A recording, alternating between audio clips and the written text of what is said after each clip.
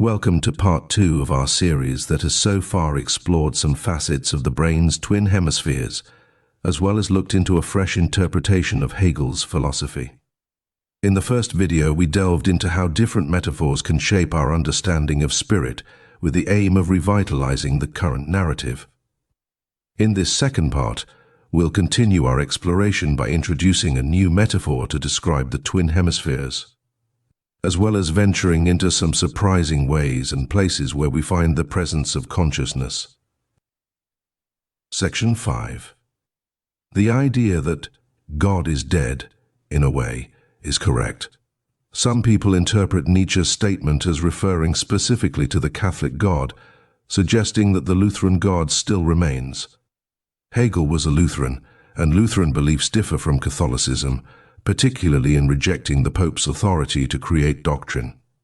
However, if you recall what was said in Section 3, Robert Wallace noted that Hegel has addressed the issue of God, but has often been left out of the usual discourse. The reason for this, among others, is that his philosophical theology has been caught between atheists who reject or downplay it and believers who find its terminology alien and off-putting.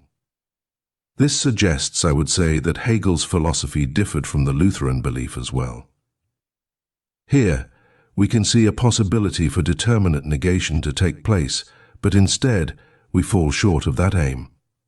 When Robert Wallace mentioned the above reason and concluded that few commentators have had the sympathy to present Hegel in an appealing way, this does not produce a synthesis from determinate negation, but rather just negation pure and simple, because, as we can see, stagnation is the end result. So then, what is the synthesis that should have arisen from the process of determinate negation here? What is that negation that negates the antithesis and results in a positive form of action? To arrive at this new affirmation, that is to say, the new concept that includes the positive aspects of both preceding ones, let's now follow the 3 necessary steps that will get us there. First, we have the thesis, which is represented by the long-established religious teachings of God. These teachings characterize God as being responsible, not only for inspiring, but also writing or dictating sacred texts, such as the Bible through saints or prophets. According to these teachings, people of faith must obey these divine instructions if they wish to be saved and reach heaven. Moreover, this divine rule has enabled many elites to speak in God's name to only commit heinous acts. So now, we come to the antithesis, the first point of negation, which is represented by the atheist's view. Up until modern times, atheists were relatively rare. They became more common during the Enlightenment. And in the early 21st century, we see that atheists make up a large percentage of the world's population. Even though I was brought up in a Roman Catholic environment, there has always been an underlying sense that something isn't quite right, due to the problems stated in the thesis. However, even though I have steered away from certain religious teachings, at the same time, I am not an atheist. In saying that, I can't help but like and appreciate people like Christopher Hitchens, who so articulately point out the reality induced by religions that can't be denied. Furthermore, I also agree with his view that humanity is responsible for writing sacred text, not some deity beyond our understanding. So where does that place one in the debate? If there is one thing I have come to understand, it is that life rarely fits into a reality that is based on a question that requires only a yes or no answer. Reality isn't simply black and white, but rather more nuanced than that. This understanding has driven me to seek a more satisfactory conclusion that brought me to find the third step in the process, the synthesis, which we will now discuss. As I mentioned in the previous video, one of the tests for a revitalized narrative is that it must be acceptable to both theists and atheists. This seemingly impossible task is actually achievable, as demonstrated by Hegel with his observation of what spirit is. Philosopher R.C. Solomon concluded that from Hegel's writings, it becomes evident that Geist or spirit refers to a kind of shared or common general consciousness present in all individuals. While Hegel might have never agreed that there is a possibility that God does not exist. His philosophy regarding spirit as a phenomenon alone, by definition, accommodates this possibility. In another previous video titled Resolving the God Debate, I remarked that when two opposing perspectives are considered equally valid, there's an additional dimension to consider. Both sides also exhibit flaws in some form or another. This recognition helps us to see beyond the binary conflict and understand the nuances and limitations inherent in both viewpoints, paving the way for a more comprehensive and inclusive understanding. This approach allows us to bridge the gap between theism and atheism by focusing on the shared essence of human consciousness and spirit rather than the contentious specifics of religious doctrine. This unified understanding can pave the way for a narrative that resonates with individuals regardless of their belief systems. In one hand, on the surface, this task may seem quite easy to achieve. We just have to enter the discussion and work it out. However, when we consider the differing functions of the brain's twin hemispheres, this task reveals another set of problems. The left hemisphere tends to focus on analytical and detail-oriented thinking, while the right hemisphere is more holistic and integrative. This dichotomy can lead to different approaches to the same issue, complicating the dialogue and making it harder to find common ground. On the other hand, this situation is exactly what is needed if we are to evolve as a species. The interplay between these cognitive styles can drive deeper understanding and innovation. By appreciating and integrating the strengths of both hemispheres, we can navigate the complexities of such discussions more effectively, fostering progress and growth. Understanding these cognitive differences is crucial for effectively addressing and resolving complex issues, ultimately contributing to our collective evolution. It would therefore be necessary for those who already have this understanding to a reasonable extent to begin the discourse. Over time, they can demonstrate the results to those who initially found the subject difficult to approach. By gradually sharing insights and fostering open dialogue, these informed individuals can help bridge the gap and make complex ideas more accessible, ultimately contributing to a more nuanced and comprehensive understanding for everyone involved. Such a task would need to involve certain prerequisites, including a steadfast commitment to achieving the goal, no matter how wide the gap between theists and atheists, as well as among different religions.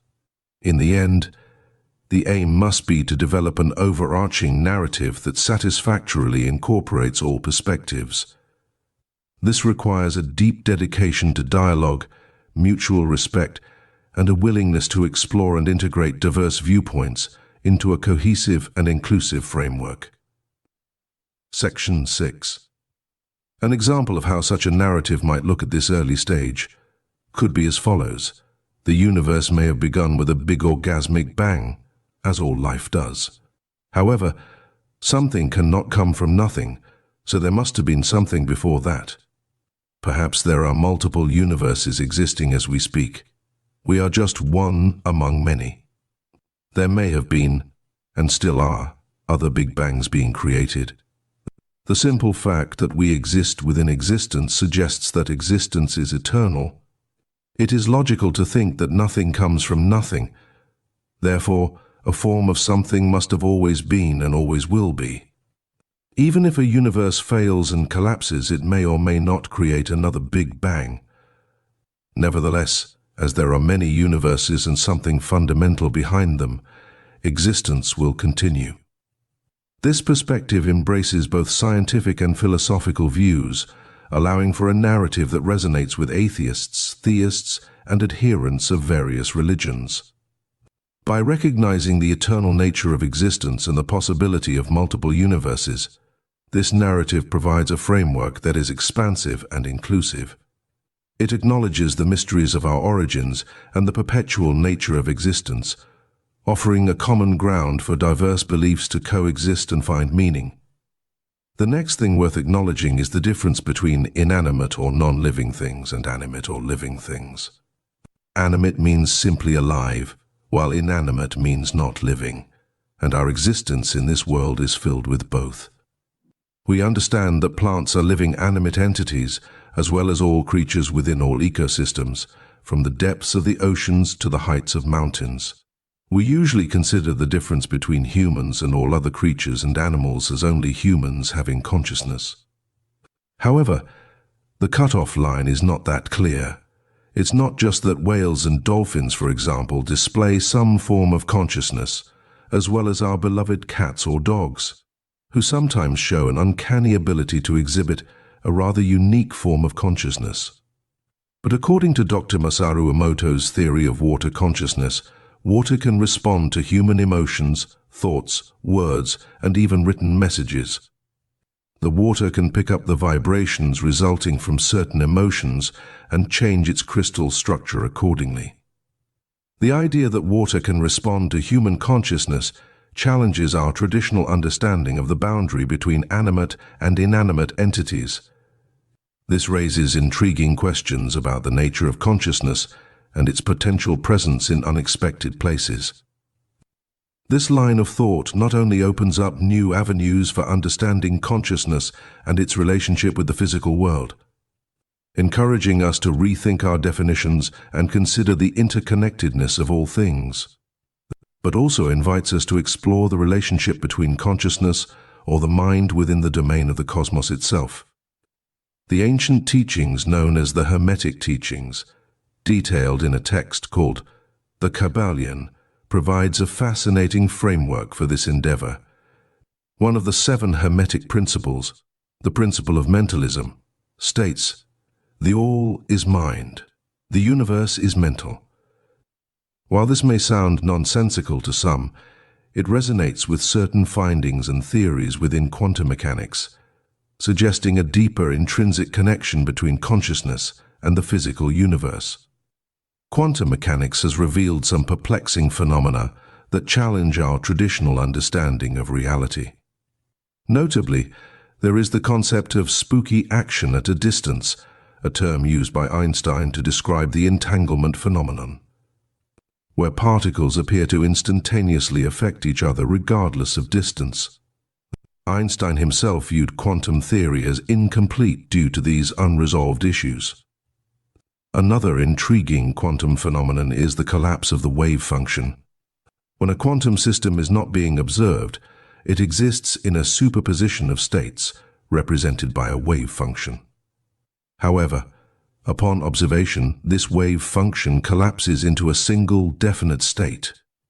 This is famously demonstrated in the double-slit experiment, where particles such as electrons display wave-like behavior when not observed, but behave like particles when observed.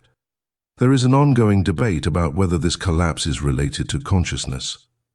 Some argue that the collapse occurs simply because a measurement has been made by any mechanism, not necessarily one involving consciousness.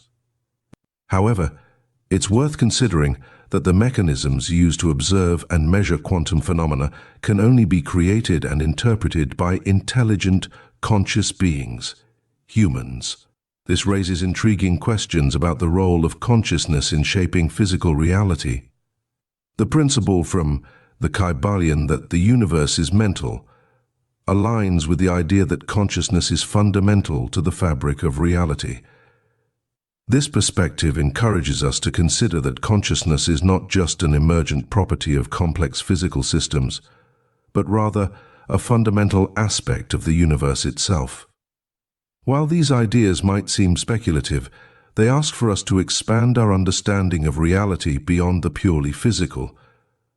The intersection of ancient Hermetic teachings and modern quantum mechanics suggests a universe where mind and matter are deeply intertwined.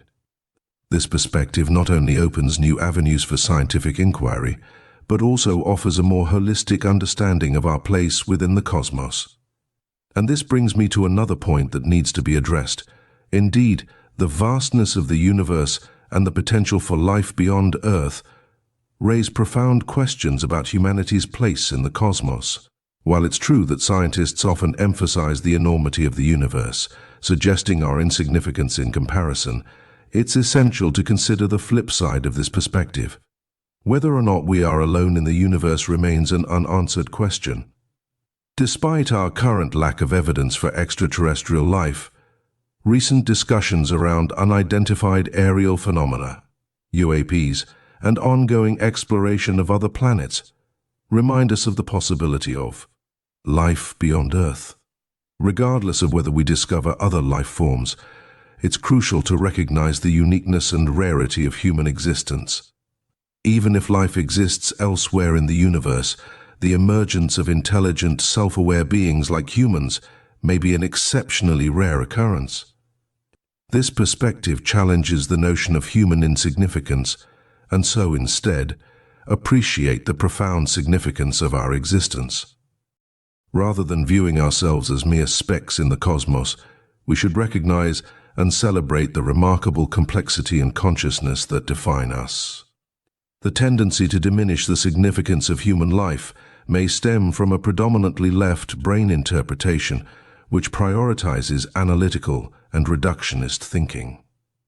In this view, consciousness is often regarded as a product of the brain, akin to the potential for artificial intelligence to develop consciousness.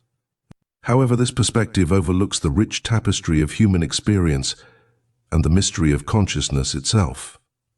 And perhaps consciousness could even be considered divine. Instead of reducing humanity to mechanistic terms, we should embrace the profound mystery of consciousness and its role in shaping our experience of the universe. Whether or not we are alone in the cosmos, our capacity for self-awareness and appreciation of beauty and meaning make us truly remarkable. There is a reason why the narrative bestowed upon us by the scientific community stands firm and would refuse many of the ideas I have brought up, whether they are valid or not. And that is what Ian McGilchrist showed us. The left hemisphere's stickiness, its tendency to recur to what it is familiar with, tends to reinforce whatever it is already doing. It only discovers more of what it already knows, and it only does more of what it already is doing. The right hemisphere, by contrast, seeing more of the picture and taking a broader perspective that characteristically includes both its own and the left hemispheres, is more reciprocally inclined and more likely to espouse another point of view. I shared a metaphor earlier to help explain how spirit works by comparing it to a river journeying over land and eventually reaching the sea. Now, let me introduce another metaphor to help illustrate the relationship between the brain's twin hemispheres. Think of the twin hemispheres as two people driving in a rally car. The navigator represents the right hemisphere, handling the big picture by looking at the map, understanding the terrain, and providing directions at the right time. The driver represents the left hemisphere, focusing on the smaller picture by being aware of what is directly in front of the car and making split-second decisions at phenomenal speeds. Both roles are essential for reaching their common destination, the finish line. This metaphor shows how both hemispheres must work together, each contributing its unique strengths to achieve a shared goal. Section 7. There is one thing that illustrates a problem that would cause a rally car, as in the metaphor, to not only lose the race but more than likely experience a serious accident. This would happen if the driver refuses to listen to the navigator's instructions. This scenario can be compared to the left brain's stubborn refusal to acknowledge certain aspects of reality. Similarly, some scientists and their representatives simply refuse to acknowledge other scientific research. This refusal can lead to incomplete understanding and hinder progress, just as a rally car would falter without the cooperative effort of both driver and navigator. For true advancement, it is crucial for both hemispheres, or both perspectives in scientific discourse, to work in harmony, respecting and integrating each other's contributions. Sometimes it seems that certain groups of scientists fall short and refuse to follow their own core principle, the scientific method, by ignoring other scientific studies. They break this principle for the very reason it was established, to prevent personal emotions from overriding the acceptance of certain facts. Just like Galileo's discoveries were met with opposition by the Catholic Church, leading to the Inquisition declaring heliocentrism to be formally heretical. Some modern scientists refuse to consider the work of researchers like Dr. Parnia, who has called for further investigation into the phenomenon of consciousness persisting after bodily death. As this subject is of utmost relevance to this philosophy, I will play this entire interview with Dr. Sam Parnia, which is only about 8 minutes long, so one can be satisfied at least to the extent that it shouldn't be dismissed outright.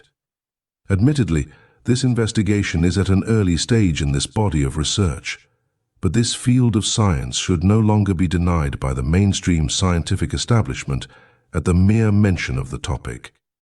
There are millions and millions of people who've gone to the point of death and beyond. We actually don't call these near-death experiences.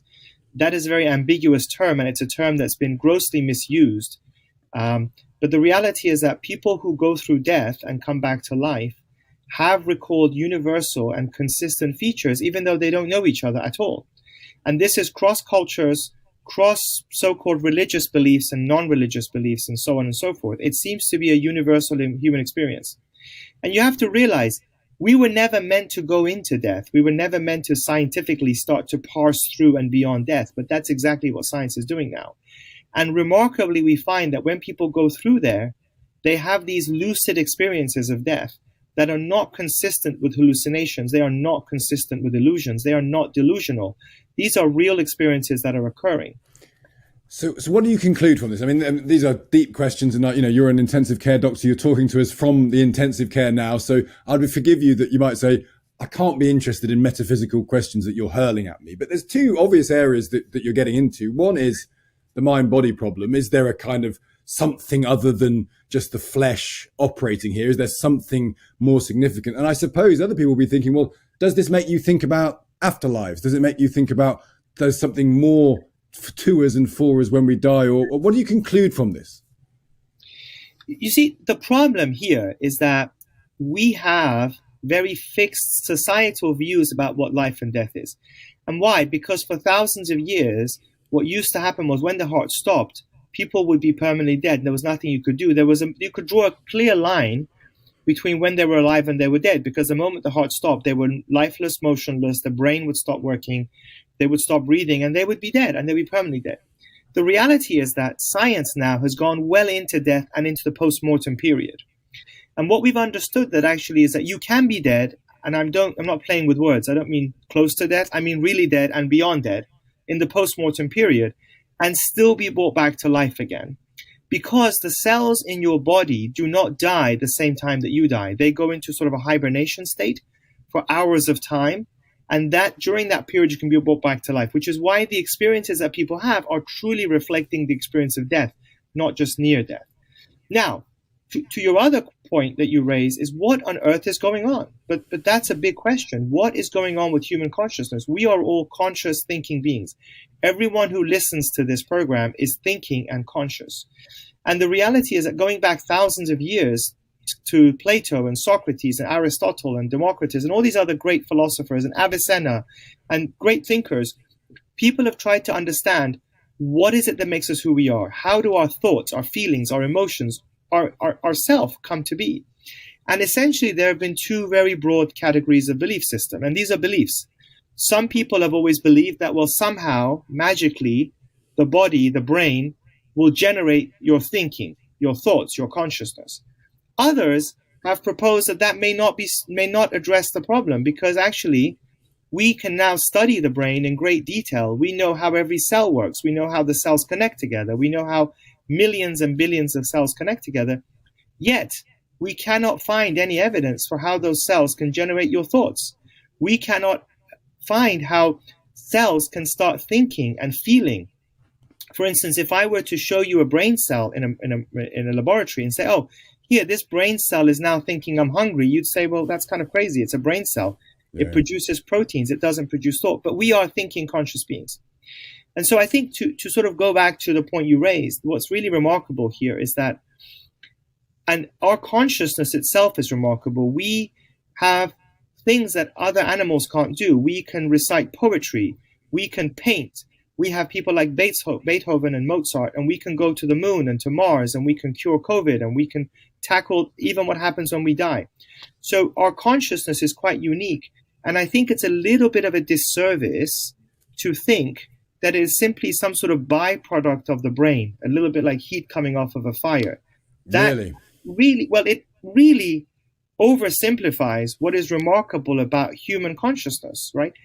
So I think the scientific answer that many of us are veering towards is that I think that, and bearing in mind there is no evidence, right? We're scientists, we need evidence. There is no evidence for how brain cells or millions of brain cells can produce thoughts. And one alternative is that maybe consciousness, the things that makes us who we are, is a separate, undiscovered scientific entity that interacts with the brain in the same way that you need a radio or a TV to decode electromagnetic waves and turn them into sound and picture. But they're not produced by the TV or the radio. And it might be your consciousness is a separate, undiscovered entity that is remarkable and can do all these remarkable things. Yeah. And that might be a better explanation. That's why they call it the mind-body problem, because no one can really, truly solve it, perhaps. Richard Hammond talks about his wife shouting at him. He said that, you know, he was on the way towards death and his wife shouted at him and said, "Come back, don't you dare die." You must have seen people in your job have that type of experience, someone saying, "Please don't die," the relatives there, the loved ones around them. Do you feel that there is something that happens when there's a connection between two people that can draw people back? Is that a fair assessment, do you think? Well, I don't think so. If that was the case, you wouldn't need intensive care doctors like me. Yeah. So I think it sounds very nice, and it's wonderful that his wife was screaming at him. It's good to know that your spouse will scream at you even if you're dying for a different reason. That doesn't end, it sounds like. But the reality is that I think and I don't, unfortunately, his video doesn't give details of his medical condition. We don't know what was going on. But the reality is that as people are in a deep coma, if they're starting to wake up, depending on where he was, maybe he was improving and he was actually coming back, that they go into the sort of twilight zone where they can hear things, but they don't process information quite correctly. They're a bit confused. And so it might be that he was having some interaction with his wife, but that was probably later as he was waking up from his coma rather than when he was deep in his coma. We have to leave it now, Sam, but you're going to go off and treat people in intensive care. How do you go about thinking about that? I mean, does it slightly blow your mind that in half an hour's time, you're going to be the difference between life and death for someone? How do you judge the boundary between the two now when you live it every single day? I think, truthfully, it's a privilege because, we are able to bring life back to people. And then that obviously is an honor and it's a privilege. And we do our best. But what's also remarkable is that and science has gone through and gone beyond the boundaries of death. And we're exploring what happens to people in that state. And what I think is really happening, which is truly, truly remarkable to me, is as they're going through death, their brain is shutting down. And normally the parts of their brain that are acting like a braking system, it's like an inhibition process that allows them to do what they need to do, pay the bills, pay the mortgage, cook dinner, things that you do in your day-to-day life. Those things that are prominent disappear. It's called the process of disinhibition. Those things go away. And then remarkably, they get access to their entire consciousness, everything they've done, everything that they've said, everything that they've intended. And then they start to analyze themselves based upon morality and ethics.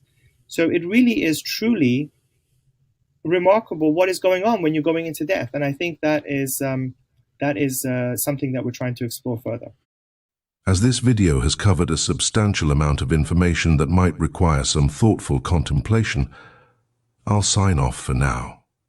In the next video, we'll dive deeper into the topic of the afterlife, exploring insights reported from near-death experiences and other sources. Thank you for watching, and I look forward to continuing this journey with you in the next installment. And please like and subscribe if you find this material interesting. This channel isn't monetized. This is a vocation. Nevertheless, your likes, shares, subscriptions, and comments would be much appreciated.